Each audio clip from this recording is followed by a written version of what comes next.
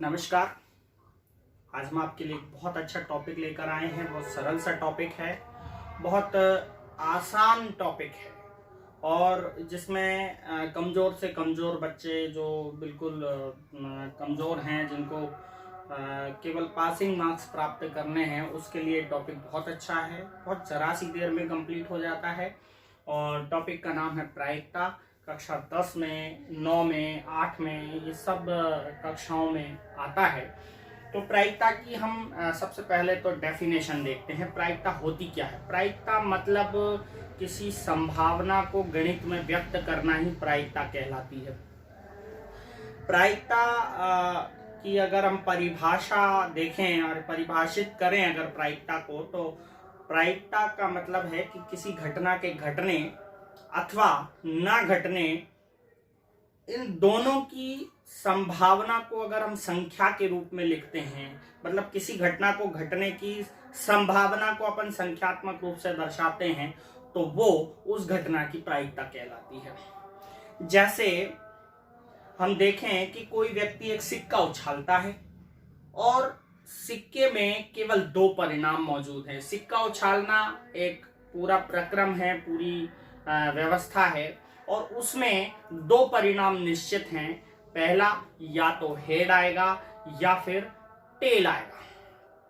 अब हेड आने और टेल आने की कितनी कितनी संभावनाएं हैं, हेड और टेल आने की जो जो संभावनाएं मौजूद हैं, अगर हम उन्हें संख्यात्मक रूप से दर्शा सकें तो वो उनकी प्रायिकताएं कहलाएंगी। जैसे मान लीजिए, सिक्के को उछालने पर, एक सिक्के को उछालने पर परिणाम क्या रहते हैं? अपन जानते हैं कि या तो हेड आएगा या फिर टेल आएगा। अगर हम हेड आने की प्रायिकता ज्ञात करते हैं, हेड आने की प्रायिकता यानी कि हेड आने की कितनी संभावना है, तो हम जानते हैं कि कुल जो प्रयोग किए गए हैं वो 2 हैं और कुल प्रयोगों को यहां पे हम नीचे लिख देंगे। अगर हम हेड आने की संभावना देखें तो एक बार हेड आता है और एक बार टेल आ सकता है। तो हेड कितनी बार आ सकता है? इस परिणामों में 2 में से एक बार हेड आने के चांस है और एक बार टेल आने के चांस है। तो हेड आने के जो चांस हैं, परिणाम उसकी संभावना है, उसको हमने ऊपर लिख दिया। तो ये जो 1/2 आया, यही इस घटना की प्रायिकता होगी। हमेशा जब भी किसी घटना की हम प्रायिकता लिखेंगे तो उसे बटे में ही प्रदर्शित किया जाएगा, भिन्न में ही प्रदर्शित किया जाएगा और हमेशा भिन्न की नीचे की संख्या बड़ी होगी और ऊपर की संख्या छोटी होगी। इसका अर्थ यह हुआ कि कोई भी प्रायिकता 0 से बड़ी या उसके बराबर होगी और 1 से छोटी या उसके बराबर होगी। तो ये पॉइंट हमेशा बच्चों को नोट रहना चाहिए कि किसी भी घटना की प्रायिकता हमेशा 0 से बड़ी या 0 के बराबर होती है और 1 से छोटी या उस 1 के बराबर होती है, यानी 0 और 1 के बीच में होती है। आप देखेंगे यहाँ पे 1/2 है। बच्चे कई बार इसको उल्टा कर देते हैं, कुल घटनाओं को ऊपर लिख देते हैं और जो संभव परिणाम होते हैं उनको नीचे लिख देते हैं। ये बहुत गलत है। चलिए हम प्रायिकता के बेसिक पर आते हैं। प्रायिकता के बेसिक पर अगर हम देखें तो प्रायिकता को हम किससे प्रदर्शित करते हैं? प्रायिकता को हमने परिभाषित कर दिया। प्रायिकता को हम P नाम के अक्षर से प्रदर्शित करते हैं, जिसका अंग्रेजी में अर्थ होता है प्रोबेबिलिटी। लेकिन हम ब्रैकेट में लिखेंगे उस घटना के बारे में जिसके बारे में प्रायिकता हमें ज्ञात करनी है। वो इवेंट, वो घटना हम कोष्टक में लिख देंगे। किसी घटना की प्रायिकता निकालने के लिए उस घटना को हम ब्रैकेट में लिख देंगे P के साथ, और उसका फॉर्मूला ये हो जाएगा, घटना E के अनुकूल परिणाम घटना ई के अनुकूल परिणाम तो ऊपर आ जाएंगे, यानी जिस घटना के बारे में बात चल रही है, जिस घटना की हमें प्रायिकता ज्ञात करनी है, उस घटना के जो भी अनुकूल परिणाम होंगे उन्हें हम लाइन के ऊपर लिखेंगे और नीचे उस प्रयोग में जितनी भी परिणाम थे उन परिणामों को हम नीचे लिखेंगे, यानी कुल परिणाम। तो किसी घटना की प्रायिकता का फॉर्मूला बन जाता है P ब्रैकेट E बराबर घटना E के अनुकूल परिणाम, यानी जिसकी अपन को प्रायिकता ज्ञात करनी है उसके अनुकूल परिणाम बटा कुल परिणाम। इसको हम शॉर्ट में ये भी लिख सकते हैं NE, यानी कि नंबर ऑफ इवेंट्स। ई के अनुकूल जो इवेंट्स हैं, ई के अनुकूल जो परिणाम हैं वो अपन को यहां लिखने हैं, उनकी संख्या, और कुल परिणाम NS, यानी कि प्रोबेबिलिटी की अपन शॉर्ट फॉर्मूला देखें तो P is equal to NE upon NS। तो ये प्रोबेबिलिटी का फॉर्मूला हो गया। प्रोबेबिलिटी की परिभाषा आप समझ ही गए होंगे कि प्रोबेबिलिटी की परिभाषा यानी प्रायिकता की परिभाषा क्या होती है। किसी घटना के घटने और ना घटने की संभावनाओं को जब हम संख्यात्मक रूप से प्रदर्शित करते हैं तो उसे हम प्रायिकता कहते हैं। चलिए प्रायिकता की कुछ और बातों को हम लिख लेते हैं, देख लेते हैं, समझ लेते हैं। तो हम आगे बात करें थोड़े थोड़े कुछ महत्वपूर्ण पॉइंट की प्रायिकता के, तो वो ये हैं कि किसी घटना की प्रायिकता 0 से बड़ी, मैं पहले आपको बता चुका हूं कि 0 से बड़ी या उसके बराबर होती है और 1 से छोटी या उसके बराबर होती है। दूसरा पॉइंट है उसका सूत्र। प्रायिकता का सूत्र हमें याद होना चाहिए, PE इज इक्वल टू घटना E के अनुकूल परिणाम। याद रखिए E वह घटना है जिसके बारे में हम सवाल करेंगे। E उस घटना का नाम है, उस घटना को हम पूरी तरह से लिख सकते हैं। जैसे कि हेड आने की प्रायिकता ज्ञात करनी है तो हम यहाँ कोष्टक में P कोष्टक हेड लिख सकते हैं, और यहाँ पर हेड आने के अनुकूल परिणाम हो जाएंगे और कुल परिणाम उसके यहाँ हो जाएंगे। जिस उदाहरण के द्वारा हमने समझाया था मैंने उसी के बारे में यहाँ चर्चा की। सूत्र को शॉर्ट में लिख सकते हैं PE, यानी कि प्रायिकता उस घटना की वो होता है NE बटा NS। E मतलब उस घटना E के अनुकूल परिणाम और S मतलब कुल परिणाम, उस प्रयोग के कुल संभव परिणाम। एक अगला महत्वपूर्ण पॉइंट है कि किसी प्रयोग की सभी प्रारंभिक घटनाओं की प्रायिकताओं का योग 1 होता है। मैं उदाहरण बता देता हूं, उसी उदाहरण से हम चलते हैं जो सिक्के वाला उदाहरण हमने लिया था कि एक सिक्के में कुल 2 परिणाम हैं, हेड आएगा या फिर टेल आएगा। तो हेड और टेल 2 अलग अलग परिणाम हमें उस प्राप्त हुए हैं उस प्रारंभिक घटना में। अगर उन दोनों परिणामों की प्रायिकताएं अलग अलग निकाली जाएं तो दोनों की प्रायिकताओं का योग सदैव 1 होगा। जैसे हेड आने की प्रायिकता आप समझ ही गए होंगे, हेड आने की प्रायिकता 1/2 होगी और टेल आने की भी वही होगी क्योंकि टेल भी एक ही बार है, तो 1/2। तो दोनों को अगर हम जोड़ें तो उन दोनों का जो प्रायिकताओं का योग है वो 1 आएगा। अगला और महत्वपूर्ण पॉइंट है, यह महत्वपूर्ण एक सूत्र है जिसमें 1 नंबर का सवाल हमारे राजस्थान बोर्ड में आ जाता है। किसी घटना E की प्रायिकता और उसी घटना की नहीं होने की प्रायिकता, दोनों का योग सदैव 1 होता है। तो हम इसे छोटे से सूत्र में बांध लेते हैं, PE प्लस PE बार। E बार का मतलब है उस घटना के नहीं होने के परिणाम बराबर 1। हम कुछ सवाल ले लेते हैं। सबसे पहले तो परीक्षाओं में जो सवाल पूछे जाते हैं वो या तो पासे से संबंधित पूछे जाते हैं या फिर सिक्के से संबंधित सवाल पूछे जाते हैं या फिर कोई गेंद वगैरह के सवाल पूछे जाते हैं। और इसके बाद एक महत्वपूर्ण चीज है ताश के पत्ते, इनसे सवाल पूछे जाते हैं। इसके अलावा अन्य तरीके की चीजें हो सकती हैं जिनसे सवाल पूछे जाते हैं। एक पासे को एक बार फेंकने पर 4 से बड़ा अंक आने की प्रायिकता ज्ञात कीजिए। ये सवाल नंबर 1 है अपने प्रश्नावली 18.1 का राजस्थान बोर्ड RBSC। यहाँ पर अपन सबसे पहले दो चीजें देखेंगे, एक तो उस पासे की जो घटनाएं हैं उसमें कुल परिणाम कितने निकलते हैं, और हमारे जिस संख्या के बारे में, जिसके बारे में प्रायिकता पूछी गई है उसके कितने परिणाम निकलते हैं। ये दोनों चीजें हमें देखनी होंगी, बस सवाल में कुछ भी नहीं है।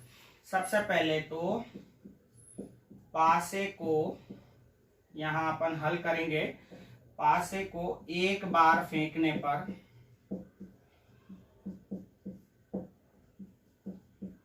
कुल परिणाम कितने होते हैं।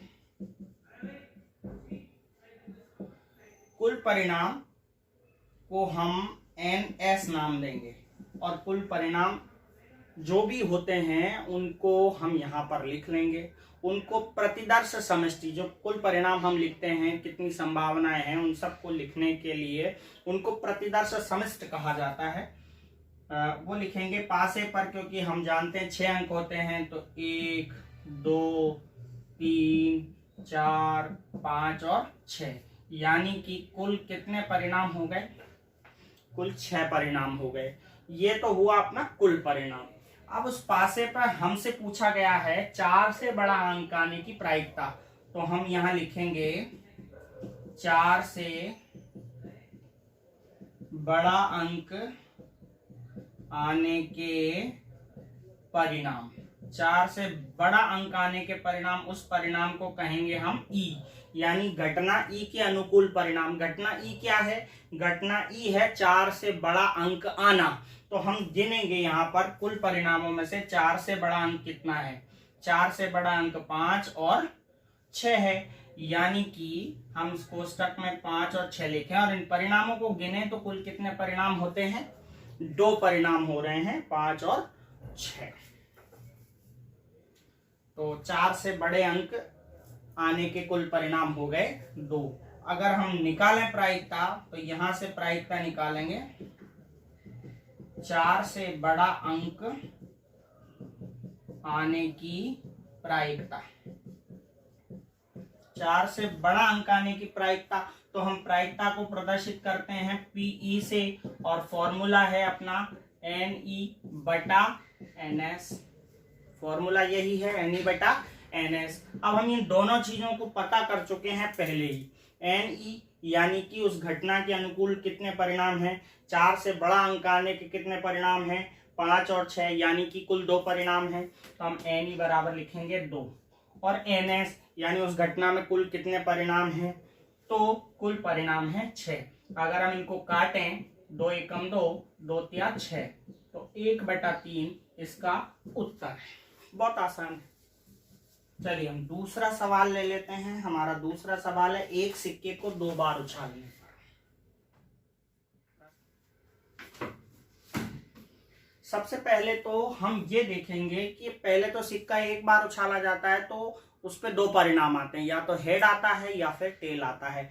अब एक साथ 2 सिक्के अगर हम उछालें, एक साथ 2 सिक्के उछालेंगे, दोनों नीचे गिरेंगे, तो हम देखेंगे दोनों सिक्कों पे क्या क्या आता है। एक पे हेड आ सकता है, दूसरे पे भी हेड आ सकता है। तो लिखते हैं हम उनके प्रतिदर्श समष्टि को। सिक्के को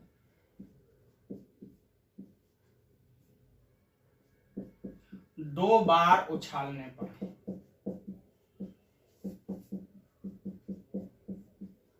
कुल परिणाम। कुल परिणाम देखें, कुल परिणाम को हम NS से व्यक्त करेंगे। अब देखिए, एक सिक्के को 2 बार उछालना है या 2 सिक्के को एक साथ उछालना है, बात एक ही है। एक सिक्के को 2 बार उछाल करके उसका जो परिणाम है वो नोट कर लेंगे। जैसे अब एक सिक्के को 2 बार उछाला, 1 2, दोनों बार देखा तो दोनों बार हेड आया, तो हमने उसको लिख लिया हेड, यानी कि पट।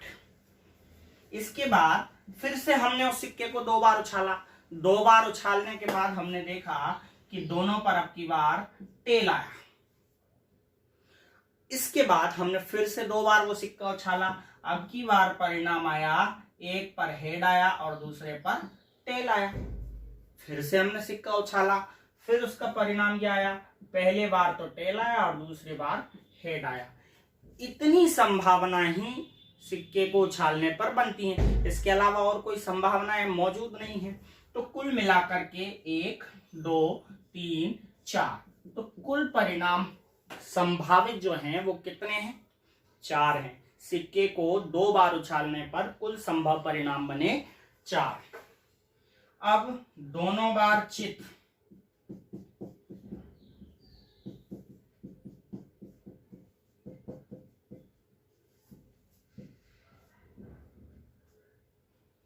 आने के अनुकूल परिणाम,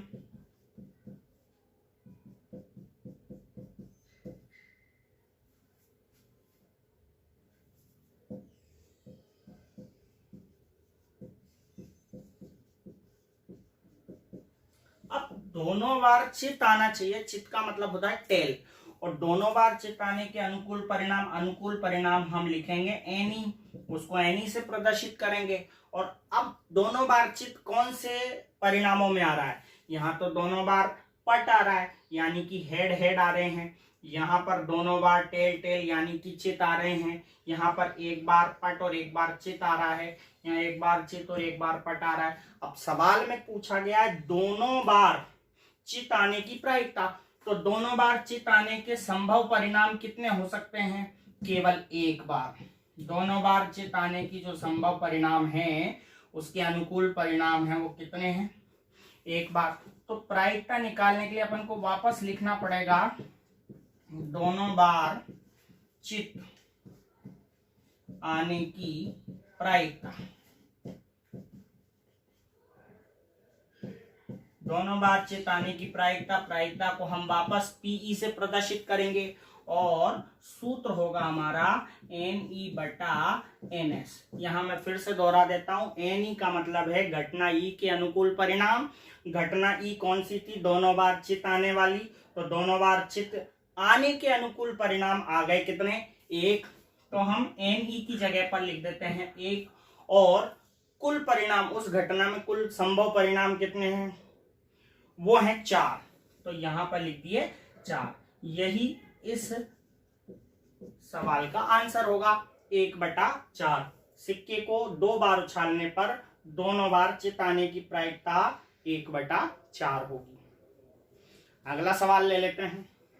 सवाल वापस रिपीट करता हूं कि 1 से 17 तक की प्राकृत संख्याओं में से एक संख्या का यादृच्छिक चयन किया जाए तो प्रायिकता ज्ञात करनी है कि वह संख्या अभाज्य संख्या होगी। 1 से 17 तक की संख्याओं में से अपन को उन संख्याओं का चयन करना है जो कि अभाज्य संख्या हो। तो हमें दोनों तरह के परिणाम लिखने पड़ेंगे। दोनों तरह के परिणाम कौन से होंगे? एक तो कुल परिणाम होंगे और एक उस घटना के अनुकूल परिणाम होंगे। तो अपन सबसे पहले लिखते हैं कुल परिणाम। कुल परिणाम है 1 से 17 तक की प्राकृत संख्या। आप जानते हैं प्राकृत संख्या हमेशा 1 से शुरू होती है और अनंत तक धनात्मक रूप से होती है। तो 1 से 17 तक की प्राकृत संख्याएं सारी की सारी इसके कुल परिणाम हुए 1 2 3 4 5 डॉट डॉट डॉट से लेकर के 17 तक। यहाँ पे डॉट डॉट डॉट का मतलब है 5 से 17 तक बीच की संख्या मैंने नहीं लिखी है।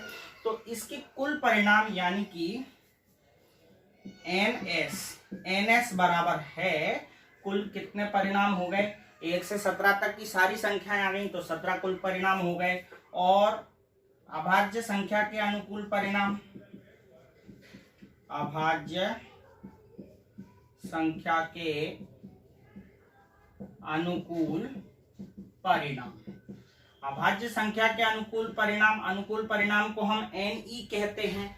और अब अभाज्य संख्याएं हमको 1 से 17 तक देखनी पड़ेंगी, कौन कौन सी होती हैं। एक तो अभाज्य संख्या के अनुकूल परिणाम हमको अब देखने पड़ेंगे। तो अभाज्य संख्याएं 1 से लेकर 17 तक कौन कौन सी होती हैं? 2 एक अभाज्य संख्या है, 3 भी एक अभाज्य संख्या। अभाज्य संख्या होती क्या है? ऐसी संख्याएं जिसमें एक और स्वयं के अलावा किसी और का भाग ना जाए वो अभाज्य संख्या कहलाती है। तो आपको एक को तो कोई अभाज्य संख्या मानता ही नहीं है, ना तो भाज्य है ना अभाज्य है। तो अब 2 एक अभाज्य संख्या है, 3 एक अभाज्य संख्या है, और 4 में तो 2 का भाग भी जाता है, 4 का भी जाता है, और ये तो एक भाज्य संख्या हो गई।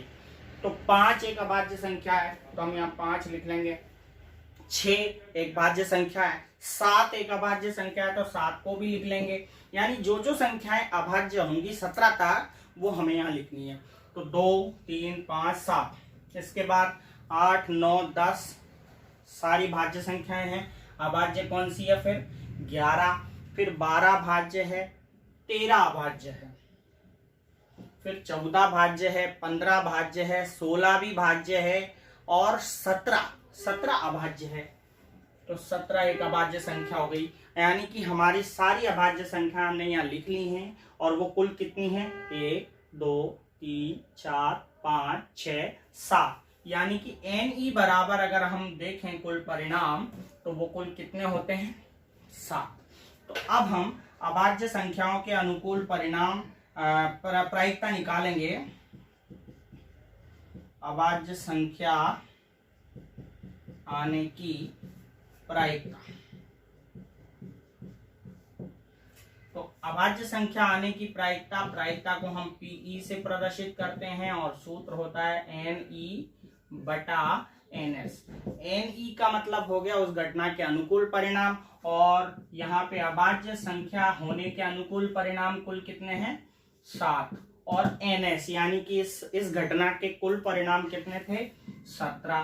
तो यानी कि इसका आंसर हो गया आपके 7/17। ठीक है, चलिए अगला सवाल ले लेते हैं। एक सिक्के के लगातार 3 उछालों में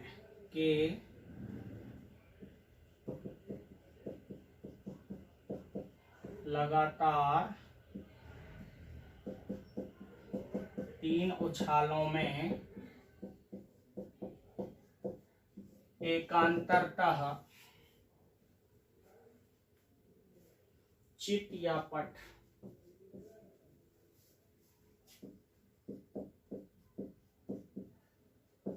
आने की प्रायिकता पूछी गई है। अपन इसको सॉल्व करते हैं। अब यहाँ पर सिक्के को 3 बार उछाला जा रहा है। जब सिक्के को 1 बार उछाला जाता है तो उस पे या तो हेड आता है या फिर टेल आता है। सिक्के को 2 बार उछाला जाता है तो उस पे हेड हेड आता है या फिर टेल टेल आता है या हेड टेल आता है या टेल हेड आता है। कुल 4 परिणाम होते हैं, लेकिन अब सिक्के को उछाला जा रहा है 3 बार। तो अब सिक्के को 3 बार उछालने पे हम कुल कितने परिणाम हैं वो देखते हैं। सिक्के को 3 बार उछालने पर कुल परिणाम।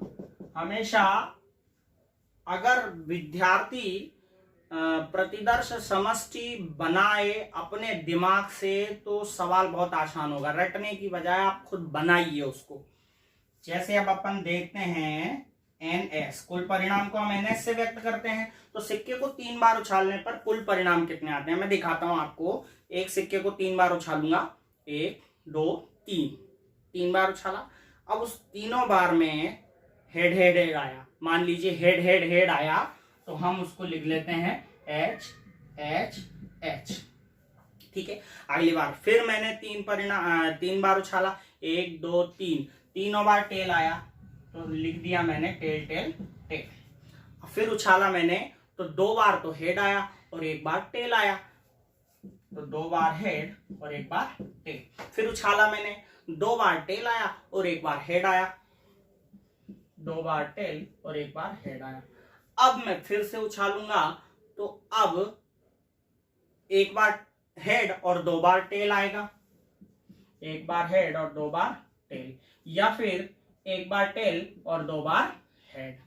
इसके अलावा भी और परिणाम यहां पर आ रहे हैं। या तो मैं आप उछालूंगा हेड, फिर आया टेल और फिर आया हेड, तो हेड टेल हेड। या फिर एक और परिणाम इसकी संभावना व्यक्त कर सकते हैं हम, टेल हेड और टेल, टेल हेड टेल। इसके अलावा कोई भी परिणाम नहीं होगा। यही संभावना हो रही है सिक्के को 3 बार उछालने में। तो कुल मिलाकर के 1 2 3 4 5 6 7 8, तो कुल परिणाम हो गए सिक्के को 3 बार उछालने पर या तीनों सिक्के एक बार उछालने पर उनको किस तरह से परिणाम लिखा जाता है, वो ऐसे लिखा जाता है। 3 बार उछाला तो तीनों परिणाम एक साथ लिखे जाएंगे, फिर कोमा लगा के अगले 3 परिणाम एक साथ लिखे जाएंगे। ऐसे करके कुल मिलाकर संभव परिणाम जो है 3 बार सिक्का उछालने पर वो हमें 8 प्राप्त होंगे। अब एकांतरतः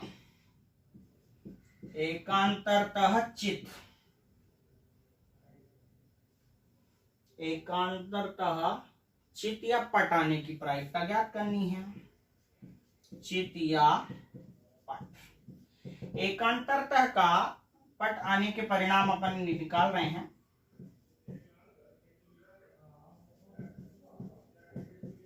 इन परिणामों को हम NE कहेंगे, यानी उस घटना के अनुकूल परिणाम कहेंगे। हम गिन लेते हैं। एकांतरतः का मतलब है एक के बाद एक, यानी हेड आएगा फिर टेल आएगा फिर हेड आएगा, या टेल आएगा हेड आएगा फिर टेल आएगा। तो इस तरह एकांतरतः मतलब एक के अंतर के बाद। तो एकांतरतः चित या पट आने की प्रायिकता हम देखें तो ये तो तीनों लगातार आ रहे हैं, हेड हेड हेड, ये भी तीनों लगातार आ रहे हैं, तो ये भी इसमें शामिल नहीं होगा। यहाँ पर भी 2 हेड लगातार आ रहे हैं, यहाँ पर 2 टेल लगातार आ रहे हैं, तो ये भी एकांतरतः नहीं है। यहाँ पर हेड टेल टेल, यहाँ 2 टेल लगातार आ रहे हैं, ये भी एकांतरतः नहीं है, ये भी एकांतरतः नहीं है। हम यहाँ देख सकते हैं ये जरूर एकांतरतः है। एक के अंतर के बाद, यानी हेड के बाद टेल आ रहा है, टेल के बाद हेड आ रहा है, टेल के बाद हेड आ रहा है, हेड के बाद टेल आ रहा है। तो एकांतरतः आने के कुल परिणाम हम देखें तो केवल 2 हैं, हेड टेल हेड और टेल हेड टेल, यानी कि कुल मिलाकर के 2 परिणाम। तो हम इसकी प्रायिकता निकाल देते हैं। एकांतरतः चित या पट आने की प्रायिकता को हम PE से प्रदर्शित करते हैं और सूत्र होता है NE/NS। हमने NE यानी उस घटना के अनुकूल परिणाम यानी एकांतरतः पट आने के चित या पट आने के परिणाम निकाले, वो कितने हैं? कुल 2। तो NE की जगह हम लिख देंगे 2 और NS यानी उस घटना के कुल परिणाम है 8। अगर हम इनको काटें तो ये 2 एकम 2 और 2 चौक 8, यानी 1/4 इसका उत्तर है। ठीक है, अगला प्रश्न ले लेते हैं। प्रश्न नंबर 5 बहुत अच्छा प्रश्न है, मोस्ट प्रश्न भी मुझे लगता है। एक अलीप वर्ष में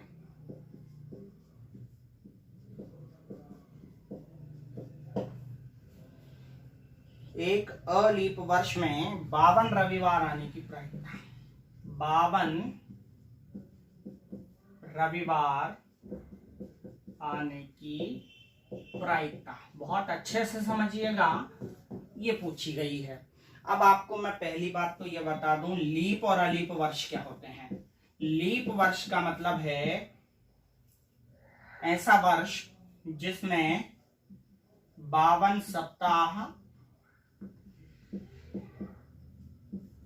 और 2 दिन एक्स्ट्रा होते हैं। और अलीप वर्ष जिसमें 52 सप्ताह व 1 दिन एक्स्ट्रा होता है। लीप वर्ष का मतलब है वो वर्ष जिसमें 366 दिन होते हैं, और अलीप वर्ष मतलब जिसमें 365 दिन होते हैं। एक तरीके से और लीप अलीप अपन समझ सकते हैं कि लीप वर्ष वो वर्ष होता है जिसमें फरवरी 29 दिन की होती है, और अलीप वर्ष वो वर्ष होता है जिसमें फरवरी 28 दिन की होती है। तो ये आप समझ लें, इसको नोट कर लें कि लीप वर्ष 52 सप्ताह और 2 दिन, और अलीप वर्ष 52 सप्ताह और 1 दिन। इन परिणामों को नोट करने के बाद अपन सवाल पे आएंगे। प्रश्न है, एक अलीप वर्ष में 52 रविवार आने की प्रायिकता। तो पहले तो यहां आप लिखेंगे, हम जानते हैं कि अलीप वर्ष में 52 सप्ताह व 1 दिन होता है। अलीप वर्ष में 52 सप्ताह व 1 दिन होता है। तो 52 सप्ताह में आप समझेंगे कि 52 रविवार तो ऑलरेडी आ चुके हैं।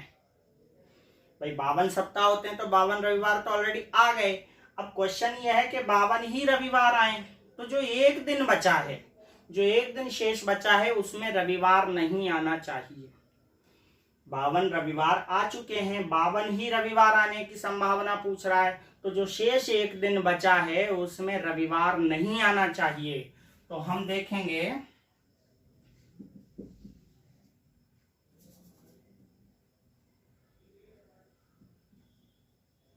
शेष एक दिन में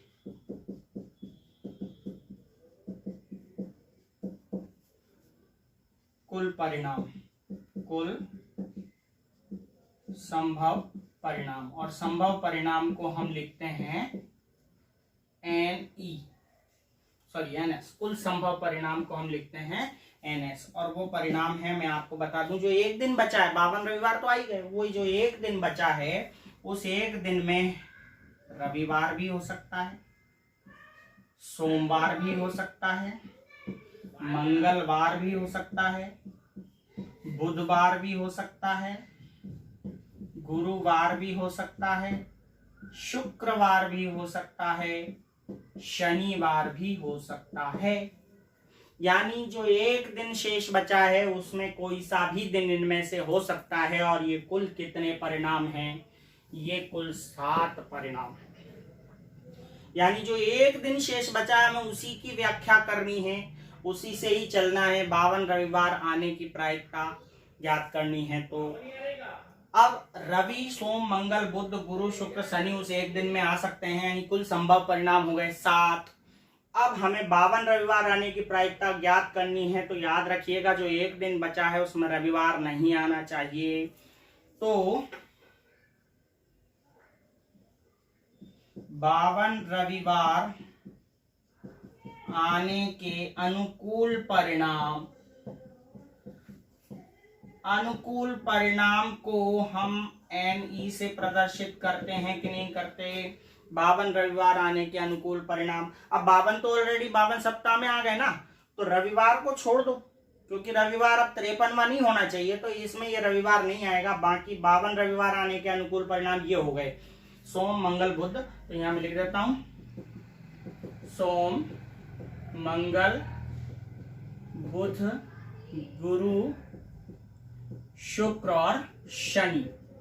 अगर सवाल ये होता कि 53 रविवार आने की प्रायिकता ज्ञात करो, तो फिर हम यहां ढूंढते कि 52 तो आ ही गए, एक रविवार और आना है, तो इनमें से एक रविवार कौन सा दिन है? एक ही दिन है।